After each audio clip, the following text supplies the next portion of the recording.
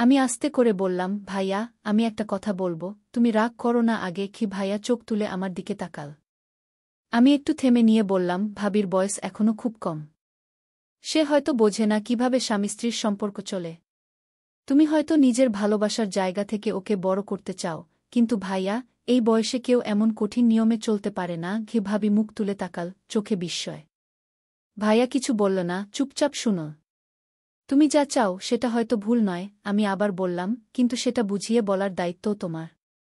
জোরে ভয় দেখিয়ে কখনোই কেউ ভালো শিখতে পারে না, ভাইজা। বরং সে শুধু ভয় পায়, আর সেই ভয় থেকে আসে দূরত্ব, ভুল বোঝাবুঝি। কি? আমি বলতে বলতে একটু থেমে গেলাম। ভাইয়া হঠাৎ উঠে দাঁড়াল, জানালার পাশে গিয়ে দাঁড়িয়ে রইল কিছুক্ষণ। তারপর হঠাৎ বলল, তুই তো ছোট ছিলিস সবসময়, কবে এত বড় হয়ে গেলি যে আমাকে উপদেশ দিচ্ছিস? তবে কণ্ঠে ছিল অভিমান নয়, এক ধরনের মেনে নেওয়া। আমি এগিয়ে গিয়ে ভাইয়ার কাঁধে হাত রাখলাম। আমি তো তোমার ছোটেই, তাই বলছি। কারণ তুমি যে কষ্ট পাচ্ছ সেটা আমিও সহ্য করতে পারছি না। আগে বন্ধুরা, আজকের এই গল্পটি আরও স্পেশাল, না দেখলে খুব মিস করবেন। আর দয়া করে গল্পটি ভালো লাগলে ভিডিওটি লাইক, কমেন্ট, শেয়ার ও চ্যানেলটি সাবস্ক্রাইব করে দেন প্লিজ। ভাইয়ার বিয়ে ঠিক হবার পর থেকে বাসার পরিবেশ একেবারে বদলে গেল। মা বাবা খুশিতে ডুবে থাকলেও আমার মনে একটা অদ্ভুত অস্বস্তি কাজ করছিল। ভাইয়ার বউ সাজু মাত্র 15 বছরের মেয়ে। নিজের কথাবার্তা খুবই কম। হাসিটাও যেন ভয়ে আটকে থাকে ঠোঁটের কোণে। প্রথম দিন থেকেই আমি লক্ষ্য করছিলাম, সে কথা কম বলে, মাথা নিচু করে থাকে সবসময়। তার বয়স নিয়ে আমি প্রশ্ন তুলেছিলাম, কিন্তু পরিবার বলেছিল, বউয়ের বয়স ছোট হলে তবেই সহজে ঘর সংসার গুছিয়ে নেওয়া যাবে। আমি কিছু বলিনি তখন, কিন্তু মনটা কেমন করে উঠেছিল। বিয়ের 3 দিন পর, প্রথম রাতে আমি আমার ঘরে শুয়েছিলাম। হঠাৎ রাত 1টার দিকে চাপা এক ধরনের আওয়াজ পেলাম। যেন কারো কণ্ঠরুদ্ধ কান্না বা কিছু একটা ঠেকিয়ে রাখা হচ্ছে। আমি উঠেই বারান্দায় গেলাম। পাশের ঘরে আলো নিভানো, কিন্তু দরজার ফাঁক দিয়ে আলো এসে পড়ছিল। কানে আসছিল ফিসফিস করার শব্দ। ভাবলাম, নতুন বিয়ে, এমন তো হতেই পারে। নিজেকে বোঝালাম। কিন্তু প্রতিদিন, প্রতি রাত একই আওয়াজ। প্রতিদিন রাত 1টা থেকে 2টোর মাঝামাঝি সময় একটা চাপা শব্দ হতো, কখনো কান্নার মতো, কখনো ফিসফিস করে ঝগড়ার মতো, আবার কখনো দম বন্ধ হয়ে আসা নিঃশ্বাসের মতো।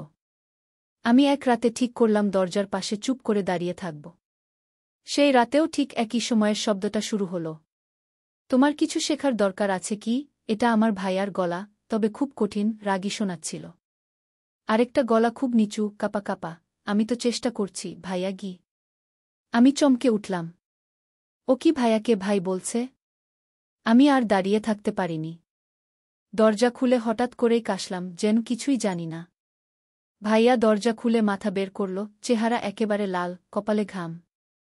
ঘুমাওনি এখনো? না, পিপাসা পেয়েছিল, পানি খেতে উঠেছিলাম। ভালো করে ঘুমাও। তোদের পরীক্ষার সময় এটা না করলে হয় না। আমি চলে আসলাম, কিন্তু রাতটা কেটে গেল অস্থিরতায়। রোজ রাতেই একই সময়, একই চাপা শব্দ, একই শ্বাসরুদ্ধ ফিসফাস। প্রথম কয়েকদিন নিজেকে বোঝানোর চেষ্টা করেছি, নতুন বিয়ে হয়েছে, কিছুটা অস্বস্তি হতেই পারে। কিন্তু ধীরে ধীরে শব্দগুলো কেবল অস্বস্তি নয়, ভয়ের মতো লাগতে শুরু করল। ভাবির কণ্ঠ যেন প্রতিদিন আরও বেশি কাঁপছে, আর ভাইয়ার কণ্ঠ হয়ে উঠছে কঠিন, চাপা রাগে ভরা। চতুর্থ রাতে আমি আর নিজেকে ধরে রাখতে পারলাম না।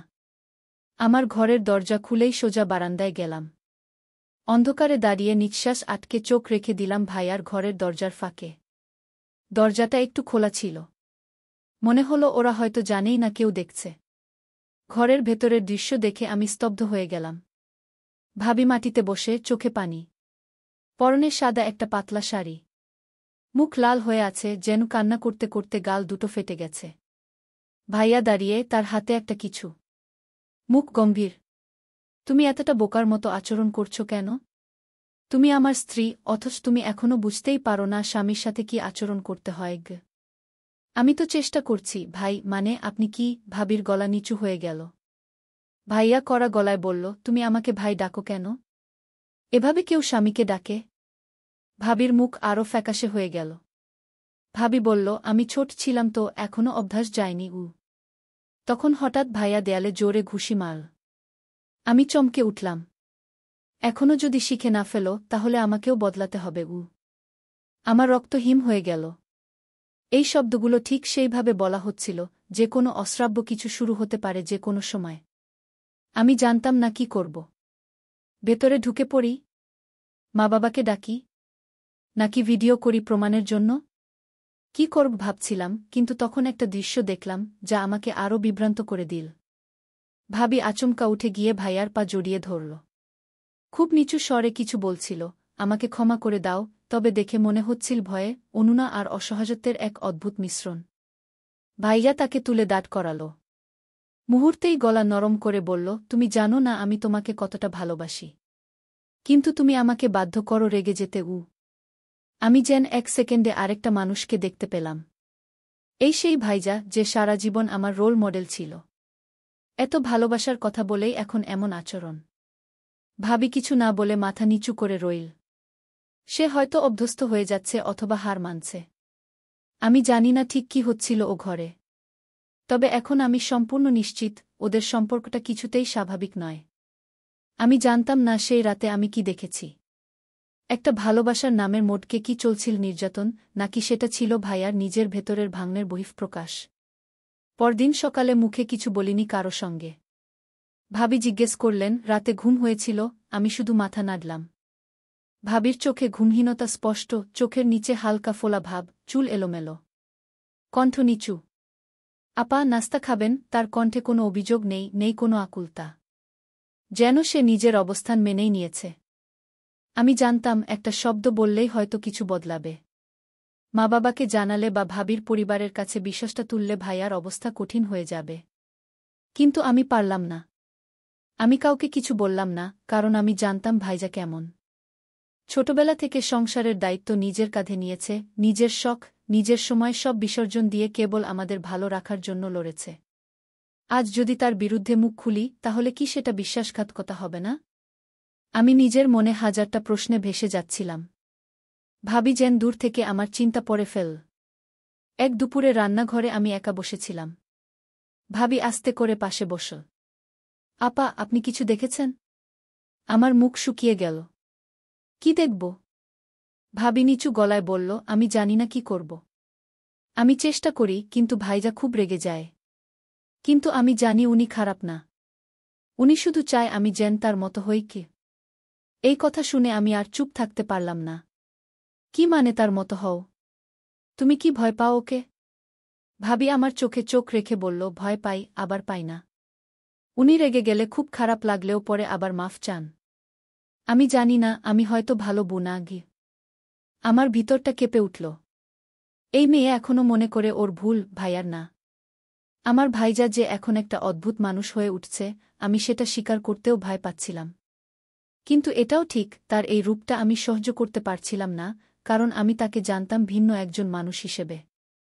সেদিন রাতে প্রথমবার ভাইয়ার ঘরের দরজার ফাঁকে নয়, আমি নিজেই গেলাম ও ঘরের সামনে দাঁড়িয়ে। ভেতর থেকে আসা তীব্র গলা, তুমি শিখবে না? আমি কিভাবে বোঝাই? আমি কাপা হাতে দরজায় টোকা দিলাম। দরজাটা ধীরে খুলে গেল। ভাইজা চোখ বট করে তাকিয়ে থাকল। তুই এখানে? আমি তাকালাম ওর চোখে। সেখানে রাগ নয়, একরাশ লজ্জা। আমি আস্তে করে বললাম, তুমি ঠিক আছো ভাইজা? ওর মুখটা নরম হয়ে গেল। হঠাৎ করে সে বসে পড়ল খাটের কোণে, কপালে হাত দিয়ে বলল, আমি জানি না আমি কেমন হয়ে যাচ্ছি গু। ঘরটা তখন এক অদ্ভুত নীরবতায় ডুবেছিল। আমি, ভাইজা আর ভাবি, তিনজনই একটা ছোট ঘরে বসে আছি, অথচ যেন তিনটা আলাদা দুনিয়ায়। ভাইয়া মাথা নিচু করে বসেছিল, ভাবি চুপচাপ চোখ নিচু। আমিও জানতাম, এখন কিছু না বললে হয়তো আর কোনোদিন বলা যাবে না। আমি আস্তে করে বললাম, ভাইজা, আমি একটা কথা বলবো, তুমি রাগ করো না আগে কি? ভাইয়া চোখ তুলে আমার দিকে তাকাল। আমি একটু থেমে নিয়ে বললাম, ভাবির বয়স এখনো খুব কম। সে হয়তো বোঝে না কিভাবে স্বামী স্ত্রীর সম্পর্ক চলে। তুমি হয়তো নিজের ভালোবাসার জায়গা থেকে ওকে বড় করতে চাও, কিন্তু ভাইজা, এই বয়সে কেউ এমন কঠিন নিয়মে চলতে পারে না। ঘি ভাবি মুখ তুলে তাকাল, চোখে বিস্ময়। ভাইয়া কিছু বলল না, চুপচাপ শুনো। তুমি যা চাও সেটা হয়তো ভুল নয়, আমি আবার বললাম, কিন্তু সেটা বুঝিয়ে বলার দায়িত্বও তোমার। জোরে ভয় দেখিয়ে কখনোই কেউ ভালো শিখতে পারে না ভাইজা। বরং সে শুধু ভয় পায়, আর সেই ভয় থেকে আসে দূরত্ব, ভুল বোঝাবুঝি। কি? আমি বলতে বলতে একটু থেমে গেলাম। ভাইয়া হঠাৎ উঠে দাঁড়াল, জানালার পাশে গিয়ে দাঁড়িয়ে রইল কিছুক্ষণ। তারপর হঠাৎ বলল, তুই তো ছোট ছিলিস সবসময়, কবে এত বড় হয়ে গেলি যে আমাকে উপদেশ দিচ্ছিস? তবে কণ্ঠে ছিল অভিমান নয়, এক ধরনের মেনে নেওয়া। আমি এগিয়ে গিয়ে ভাইয়ার কাঁধে হাত রাখলাম। আমি তো তোমার ছোটই, তাই বলছি। কারণ তুমি যে কষ্ট পাচ্ছ সেটা আমিও সহ্য করতে পারছি না আগে। ভাইজা ধীরে ধীরে আমার দিকে ফিরে তাকাল। চেহারায় এক গভীর ক্লান্তি নিয়ে বলল, ও আমি শুধু চাইছিলাম কেউ আমাকে বুঝুক। আমি যা চাই সেটা খারাপ নয়। আমি চাই একজন সঙ্গী যে আমার প্রয়োজন অনুভব করবে। সেই মুহূর্তে আমি আর ভাবির চোখের দিকে তাকাতে পারলাম না, কারণ আমি জানতাম ভাবি এসব এখনও বোঝার মতো বড় হয়নি। সে এখনও ভালোবাসা আর দায়িত্বের পার্থক্য বোঝে না। অথচ ভাইরা চাচ্ছে সেই বয়স্ক গভীরতা। আর এই ফাঁকে অজান্তেই আমি নিজেই ভাইয়ার মনের কথা বুঝে ফেলেছি, এমনকি কিছু অনুভবও। আমরা তিনজন এক ঘরে, অথচ তিনটা ভিন্ন অনুভূতির লোক।